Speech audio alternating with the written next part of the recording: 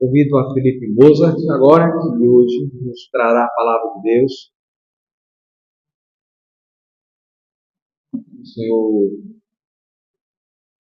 o abençoe e fale.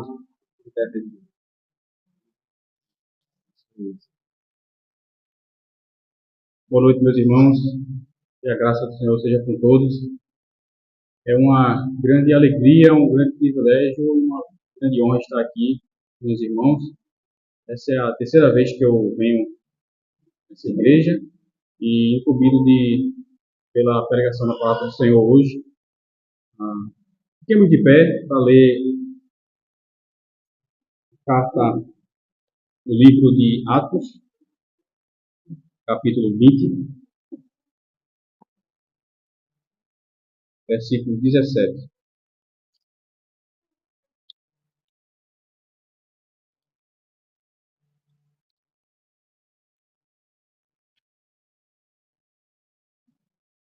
Esse é o discurso de despedida de Paulo aos presbíteros da igreja de Éfeso, quanto à sua partida para Jerusalém.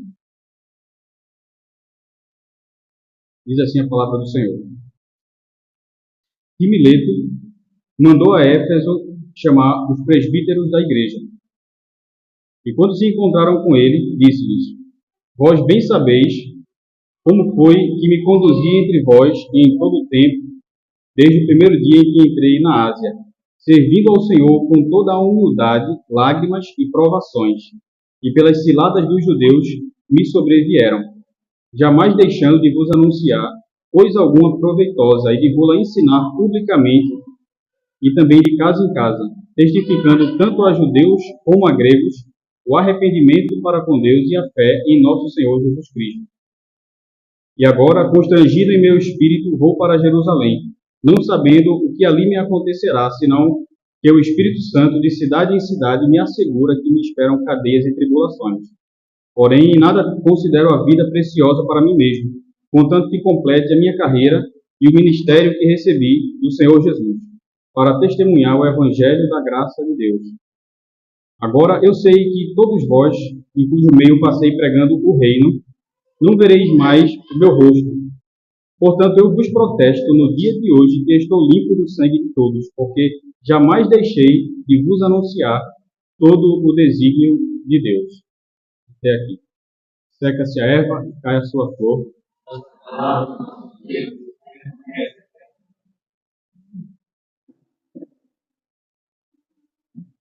Nós vamos nos concentrar nessa expressão que Paulo usa, todo o desígnio de Deus. Jamais deixei de vos anunciar todo o desígnio de Deus. O que Paulo quer dizer com isso? O que significa todo o desígnio de Deus? Para entender melhor, precisamos retornar um pouco no relacionamento de Paulo com essa igreja de Éfeso. Paulo, no capítulo 18, passa pela cidade de Éfeso pela primeira vez e deixa ali Áquila e Priscila. E ele prega brevemente nas sinagogas, anunciando que Jesus é o Cristo, é o Messias, como era seu costume anunciar aos judeus a redenção em Cristo.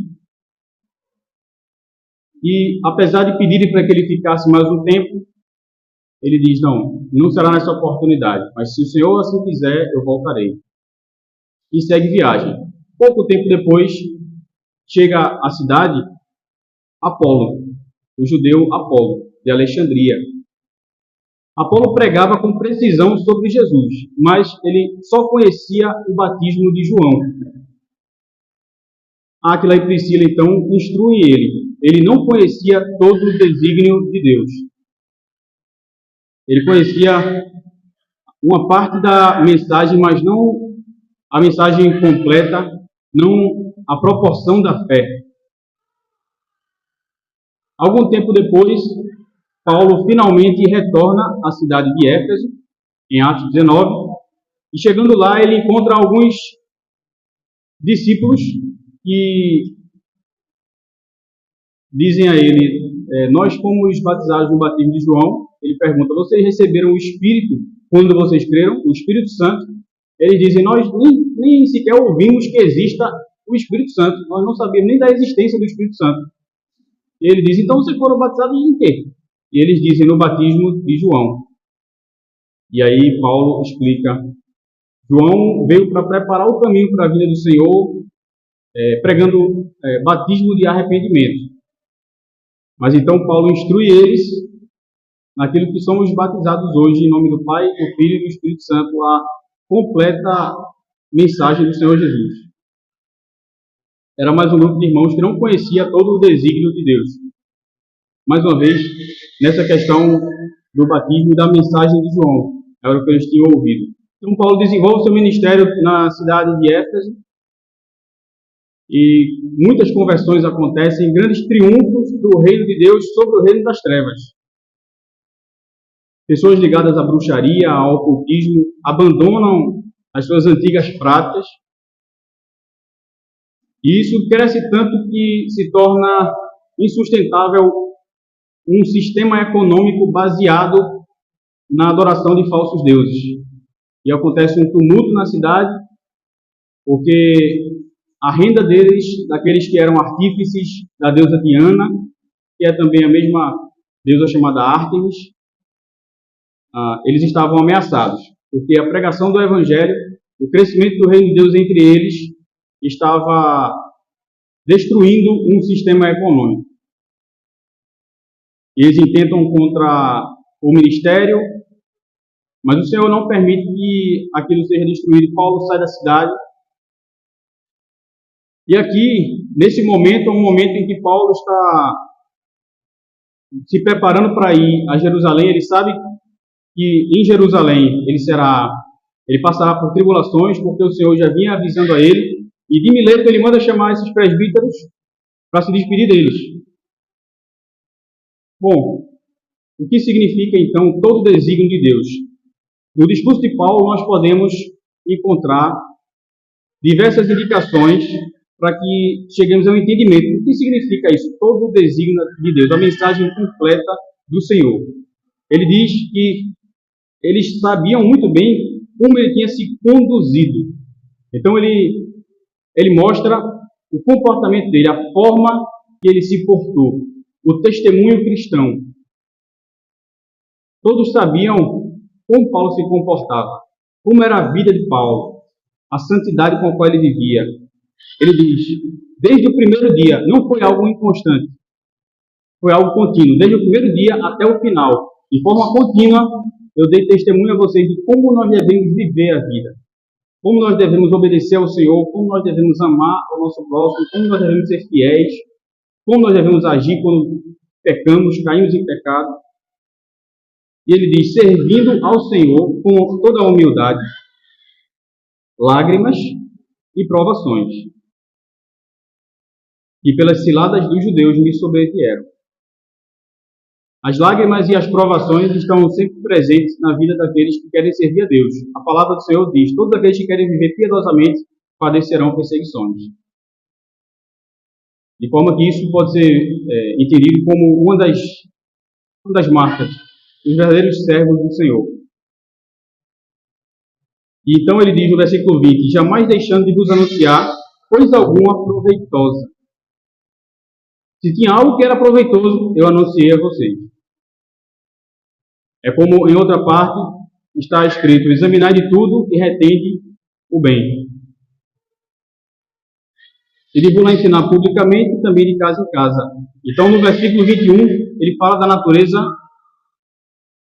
da pregação do Evangelho para todas as nações, raças, tribos, todos os povos. Ele diz, testificando tanto a judeus como a gregos, o arrependimento para com Deus e a fé em nosso Senhor Jesus Cristo. Esse é o centro da mensagem da igreja para o mundo. É o Evangelho. E o Evangelho, ele não é uma mensagem para uma nação como era na antiga aliança. Algumas pessoas de outras nações foram salvas no Antigo Testamento e inseridas na comunidade da fé. Mas, essencialmente, se tratava do povo de Israel. Agora não. Se nós, aqui brasileiros, gentios, alguns talvez com ascendência judaica, mas certamente se os brasileiros estivessem naquela época, nós não seríamos achados em Cristo, a não ser excepcionalmente, como foram os casos de Raabe e algumas outras pessoas na antiga aliança. Mas agora não. Agora chegou o tempo em que as profecias que haviam sido dadas e que o Messias iria expandir aquela fé para todos os povos se cumpriram. Então, ele testifica tanto a gregos, tanto a judeus como a gregos. O arrependimento para com Deus e a fé em nosso Senhor Jesus Cristo. Aqui nós já podemos discernir pelo próprio discurso de Paulo como nós definimos todo o desígnio de Deus. Eu gostaria de colocar essa definição em 3 partes. A mensagem completa do arrependimento e da fé em nosso Senhor Jesus Cristo para todos e todas as suas implicações. Tudo o que decorre dessa mensagem. Todas as consequências dessa mensagem.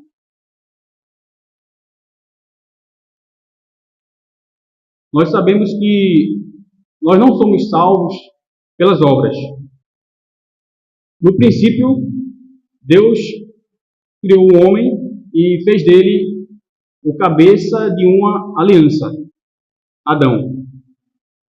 Adão foi chamado e colocado como sacerdote dessa terra, guardião nessa terra e representante da raça humana espiritualmente diante de Deus. O que significa ser representante? O que significa quando um diplomata é enviado para o exterior para representar o Brasil? Ou quando o líder de uma nação representa aquela nação? O que ele faz é atribuído, é aplicado àqueles que são representados por ele. Adão representava a raça humana diante de Deus. Se Adão obedecesse a aliança que Deus firmou com ele e, consequentemente, com aqueles que ele estava representando, aqueles méritos seriam atribuídos às pessoas, a nós. Mas se Adão fracassasse, também seria considerado nosso fracasso.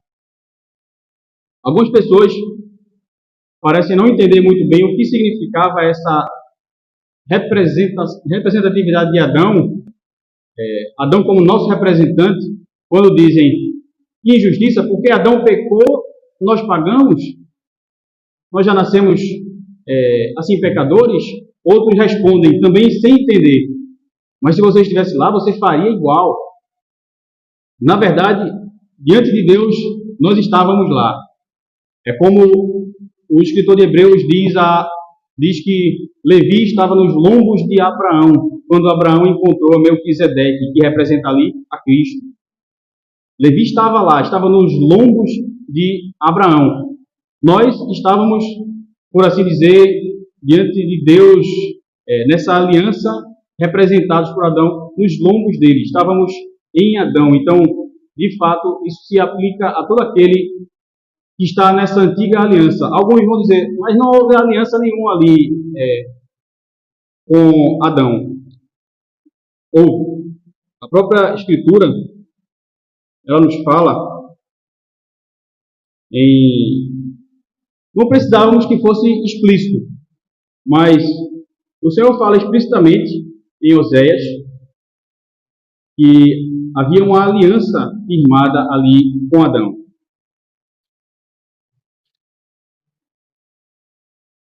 Oséias, capítulo 6, versículo 7, diz o seguinte: mas eles transgrediram a aliança como Adão. Eles se portaram aleivosamente contra mim. É o que nós chamamos de pacto das obras. Adão, cumpra e pelas obras você vai viver. E se você fracassar, a morte lhe alcançará. E foi isso que aconteceu. Adão não morreu fisicamente naquele dia, mas ele morreu espiritualmente. E todos aqueles que tentam viver pelas obras, eles estão em Adão, naquele pacto, nas ruínas daquele pacto que fracassou.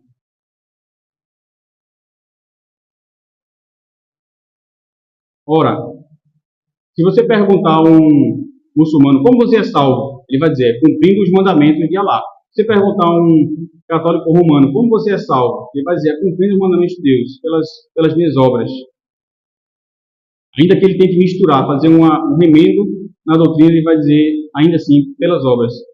Se você perguntar a um judeu do dia de hoje, ele vai dizer, cumprindo os mandamentos de Deus, seguindo a Torá, guardando o Shabat, o sábado, cumprindo os mandamentos. Mas se você perguntar a um cristão, o budista a mesma coisa, o espírita a mesma coisa, sempre pelas obras. Mas se perguntar a um cristão, como você é salvo? E ele disser, cumprindo os mandamentos, eu sou salvo porque eu vou para a igreja, porque eu leio a Bíblia, porque eu faço orações. Então é porque ele não entendeu a mensagem da salvação, o Evangelho de Jesus Cristo. Porque a justiça de Deus requer a total perfeição em palavras, pensamentos e obras. E nenhum de nós é capaz de viver a vida inteira sem cometer nenhum único pecado. E não só sem cometer nenhum único pecado, mas também aproveitando todas as oportunidades de fazer o bem em todos os momentos em que elas se apresentaram. Todos nós estamos condenados. Se for pelas obras, todos estão arruinados. Então, a resposta de Deus a uma humanidade que se corrompeu contra o seu Criador bondoso, amoroso, justo, santo, sábio. A resposta de Deus a essa humanidade que se voltou contra o seu Criador e abraçou a rebelião de Satanás e seus anjos, e que, portanto, estava sob a condenação do inferno eterno preparado para Satanás e seus anjos. A resposta de Deus foi Jesus Cristo.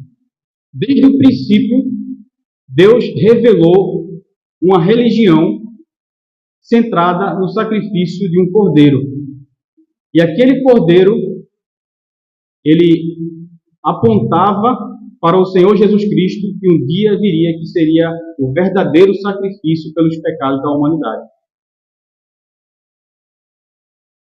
Deus levantou profetas para revelar a sua palavra, a sua escritura, a sua completa mensagem ao seu povo. E no tempo determinado, o Senhor Jesus Cristo veio cumprindo todas as profecias que haviam sido escritas sobre ele.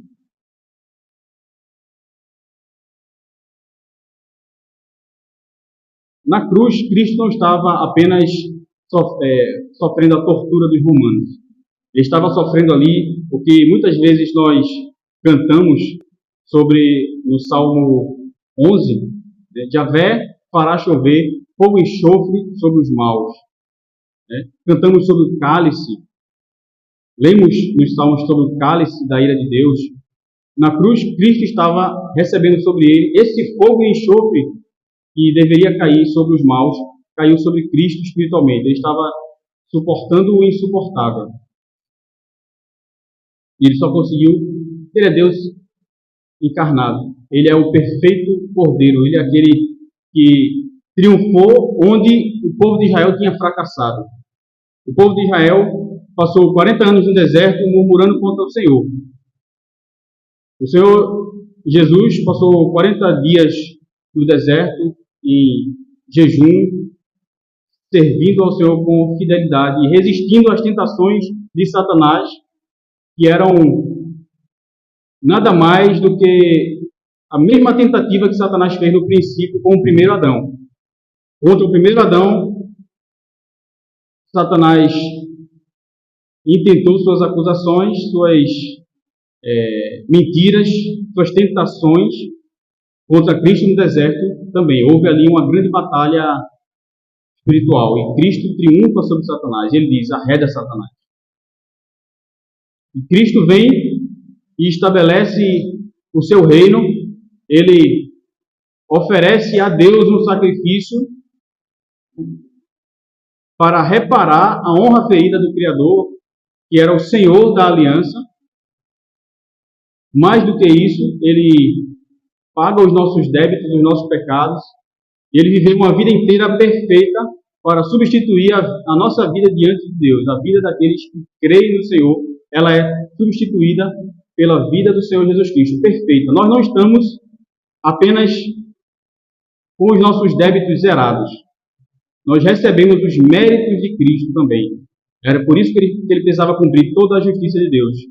João Batista disse a ele: tu vens a mim, eu preciso ser batizado por ti. E ele disse: deixa por enquanto, porque assim nos convém cumprir toda a justiça de Deus. Cristo cumpriu toda a justiça de Deus. Ele conquistou méritos para os seus, para aqueles que são, por meio da fé no Senhor, declarados justos. Nossa salvação é somente por meio da fé. Então, o cristão ele vai responder de forma completamente diferente daqueles que tentam andar pelas obras. Se ele andar pelas obras, ele estará negando o sacrifício de Cristo. Só nele nós achamos perdão. O Senhor nos concede um benefício muito maior do que Adão jamais teve, de sermos feitos filhos de Deus, de termos acesso ao trono da graça, elevados a uma altura espiritual, somente por meio da fé em Jesus Cristo. Lutero vivia atormentado, tentando alcançar a salvação por meio das obras, mas quando ele teve contato com o verdadeiro evangelho, aos poucos foi dito a ele: Lutero, o que você queria? Ser um pecador só em pintura, só fictício? É porque o seu pecado é real, você precisa de um salvador real. Então, a justificação somente por meio da fé. O que é justificação? O que é ser justificado? É um termo que se refere a um tribunal. Diante do juiz, nós somos declarados justos. Declarados justos somente por meio do sacrifício da obra redentora do nosso Senhor Jesus Cristo. Veja, nós não somos salvos por causa da fé. Não é a fé que nos salva. Não é nem mesmo a fé que nos salva. Porque senão a fé seria uma obra, seria um mérito. Quem nos salva é o Senhor Jesus Cristo. A fé é somente um meio. Quem nos salva é o Senhor Jesus Cristo. Há um hino antigo que diz: o chorar não salva, mesmo que você derrame lágrimas sem fim. E o refrão: foi Jesus quem padeceu, sobre a cruz por mim morreu, por seu sangue que verteu, pôde assim salvar-me.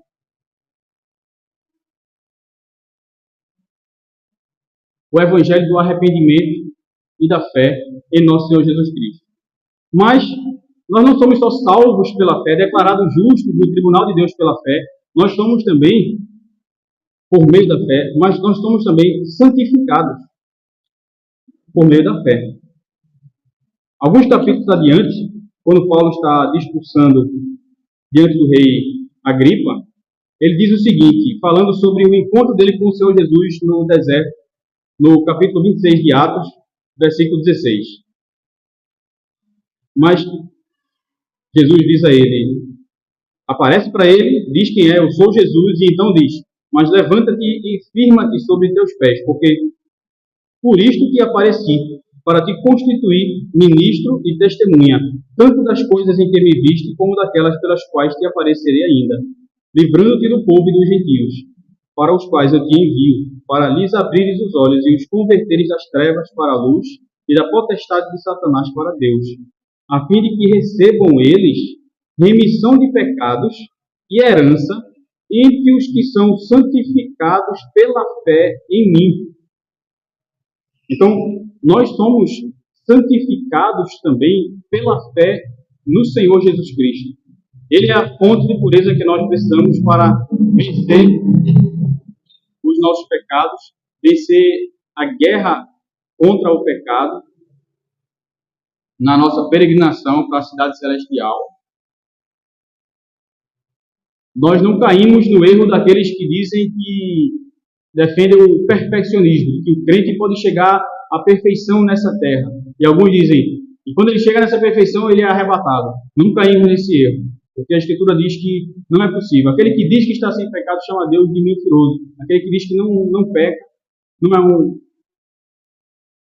falho, chama Deus de mentiroso. Entretanto, o Senhor nos dá verdadeiro poder para vencer a tentação contra todos os pecados, contra a idolatria, em todas as suas formas, dentro e fora, no coração fisicamente ou de maneira abstrata, se idolatramos os bens, se idolatramos relacionamentos. Algumas pessoas são viciadas em álcool, em drogas, outras são viciadas em amigos, porque tem uma relação e necessidade de... É o temor dos homens tomando o coração e a necessidade de pertencimento. Então, até coisas boas podem se tornar ídolos. E cada um dos 10 mandamentos resume bem todas as nossas tentações contra qualquer quebra da lei do Senhor e da fidelidade a Deus. Então, não somente o arrependimento, pelo qual nós somos chamados hoje a nos arrepender do nosso pecado. Porque se alguém se arrependeu dos seus pecados, a prova disso é que continuará se arrependendo dos seus pecados. E da fé em nosso Senhor Jesus Cristo, que não somente nos salva, mas também é poder vivo para que nos santifiquemos. Entretanto, Paulo também disse aqui no texto que ele pregava tudo aquilo que fosse proveitoso para os irmãos. Tudo aquilo que fosse proveitoso. Isso inclui absolutamente tudo sobre a existência, sobre a nossa vida nessa terra. De forma que nós somos lembrados aqui da nossa cosmovisão. A visão de mundo, a visão do todo. O conhecimento não está dividido, não está fragmentado para nós. Quer comais, quer bebais, quer façais qualquer outra coisa, fazei tudo para a glória de Deus. O cristão é aquele que foi transformado por Cristo, se arrependeu dos seus pecados, confessa que somente Jesus Cristo é a sua única salvação e é nessa base sólida que ele vai continuar toda a sua vida, mas ele também é aquele que entende que agora ele foi feito nova criatura, essa é a nova humanidade.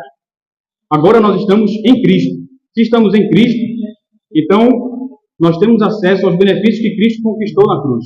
Nós morremos com Cristo, nós estávamos em Cristo na sua morte. Nós verdadeiramente, espiritualmente morrimos para o pecado, como diz Romanos, capítulo 6, e nós ressuscitamos juntamente com Cristo. As bênçãos da ressurreição são aplicadas a nós. E então, vemos todas as coisas dos nossos ofícios diários como uma forma de adoração ao Senhor, como o que deveria ter sido a primeira criação, porque toda a terra deveria ter sido um templo para o Senhor. Adão foi colocado para lavrar e guardar, como um sacerdote, exercendo o seu ofício como um sacerdote. Então, nos nossos ofícios diários, cotidianos, nós cremos na doutrina do sacerdócio universal de todos os santos, todos os crentes. Não é que agora não existem mais sacerdotes, é que agora todos os crentes são sacerdotes, e Cristo é o nosso único sumo sacerdote, que intercede por nós. Então, coisa alguma proveitosa. O que a Bíblia diz sobre a vida em sociedade? O que a Bíblia diz sobre como criar famílias? O que a Bíblia diz sobre a tecnologia? O que a Bíblia diz sobre a política? Mas a Bíblia diz algo sobre isso? Diz, com certeza. Porque a palavra de Deus, ela nos traz princípios que nós devemos aplicar em todas essas áreas. Portanto, alguns vão dizer, pregue só a salvação em Jesus. Pregue só a salvação, é isso que importa. Almas sejam salvas. Não é. Paulo disse aqui, todo o desígnio de Deus. Nós vivemos uma vida completa para o Senhor, diante de Deus em todas as coisas. Então, nos nossos ofícios, nós sabemos que estamos trabalhando ali para o Senhor. Aquilo também é, na vida do crente, obra de Deus. Na vida do crente, todas as coisas são espirituais. Ele deve oferecer tudo ao Senhor, como o seu ofício. Quando o homem está preparando pães na padaria, Lutero dizia, ele está sendo ali apenas uma máscara de Deus. Na verdade, Deus está dando pães aos homens. E ele está usando aquele seu servo para ser uma máscara, como uma máscara. Na verdade, a face que está por trás daquilo ali é o Senhor. Então, aquele é um ofício. Qual é o seu ofício? O meu ofício é alimentar os homens. Quando alguém se convertia, Lutero dizia, qual é o seu ofício? Eu sou sapateiro, então faça um bom sapato e cobre um preço justo. E nós fazemos todas as coisas para a glória de Deus. Quando, por exemplo, nós devemos nos perguntar não apenas o que a Bíblia diz sobre esse assunto, mas quais os princípios que nós podemos extrair da Escritura que se aplicam a essa situação. Porque nós temos princípios para toda a nossa vida. É por isso que nós temos nas nossas mãos todo o desígnio de Deus revelado para nós. É como Paulo diz, nós temos a mente de Cristo. Então, por exemplo, se uma criança tem medo do escuro, um certo pastor uma vez falava sobre isso, esse é um problema teológico, esse é um problema espiritual. Porque estamos acreditando ali que existem monstros terríveis que são muito poderosos. Então, estamos perdidos. Esses monstros são mais poderosos do que Deus na prática. Aqueles monstros podem não existir, mas certamente nós sabemos que existem outros tipos de monstros.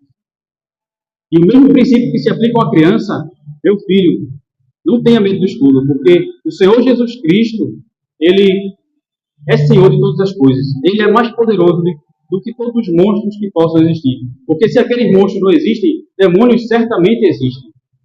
Existe um dragão que a Bíblia fala, usa esse símbolo do dragão, a antiga serpente. Existem outros monstros humanos. Mas o Senhor Jesus, Ele é soberano. Ele é o Senhor dos exércitos. Ele é poderoso, onipotente. E Ele triunfou sobre o mundo. Ele disse, eu venci o mundo. Então, nós aplicamos a palavra do Senhor a todas as coisas. O que a Bíblia diz sobre a economia? Bom, ela tem muitas coisas a falar sobre o sistema econômico. Aqui nós vemos o desfecho de um ministério que destruiu ou causou sérios danos, causou uma ameaça ao sistema econômico. E Paulo sabia que, incidentalmente, a pregação do Evangelho e a vida do reino, ele diz aqui, eu anunciei o reino.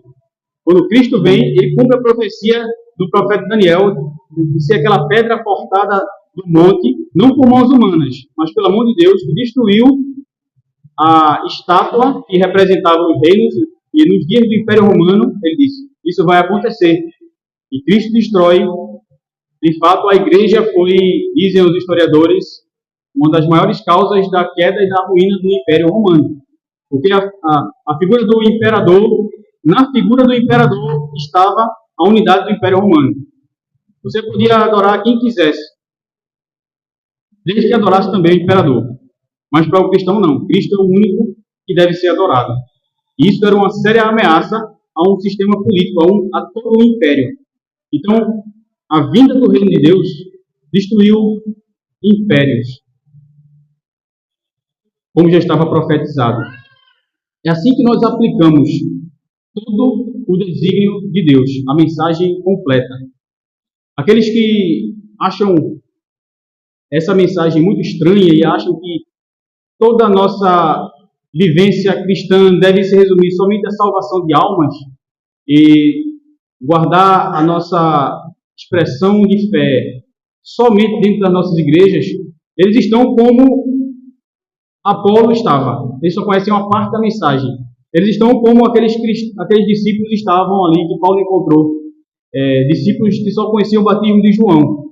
Eles só conhecem uma parte da mensagem. Na verdade, o completo propósito de Deus é que o senhorio de Jesus Cristo seja aplicado a todas as áreas da nossa vida. E quando a igreja tem o único alvo de adorar a Cristo, de glorificar o nome de Cristo, isso vai gerar profundas consequências na sua vida, na sua esfera de influência, onde você está chamado para brilhar a luz do Senhor, seja no seu trabalho, na sua família, na sua comunidade, na sua vizinhança. Ela vai gerar consequências. As épocas em que a igreja mais foi relevante na sociedade foi quando ela não estava buscando ser relevante. Ela estava buscando somente glorificar o Senhor Jesus Cristo, aplicar a vontade do Senhor na sua vida individual, familiar e em igreja. Então, que nós, irmãos, possamos ser achados cumprindo todo o desígnio de Deus. Cada um de nós é sacerdote na área onde foi chamado para servir ao Senhor. no ofício em que foi chamado, na esfera em que foi chamado, e é nossa responsabilidade. Nós temos uma missão diplomática como embaixadores de Cristo nessa terra, de representar o nosso Rei na área onde estivermos inseridos, onde Ele nos colocar nessa cultura rebelde. Nós somos chamados não só para lutar pelo resgate de almas perdidas que estão em trevas, como também pelo resgate de culturas, até onde o Senhor nos permitir, buscando andar somente no poder do Espírito Santo, confiando somente no Senhor e não na nossa força, não nas nossas obras, não nos nossos esforços, não nas nossas orações, somente naquele que não cessa de interceder por nós, o Senhor Jesus Cristo. Que o Senhor nos dê graça, poder e sabedoria para nos aplicarmos ao estudo da Sua palavra e a aplicação dela nas nossas vidas.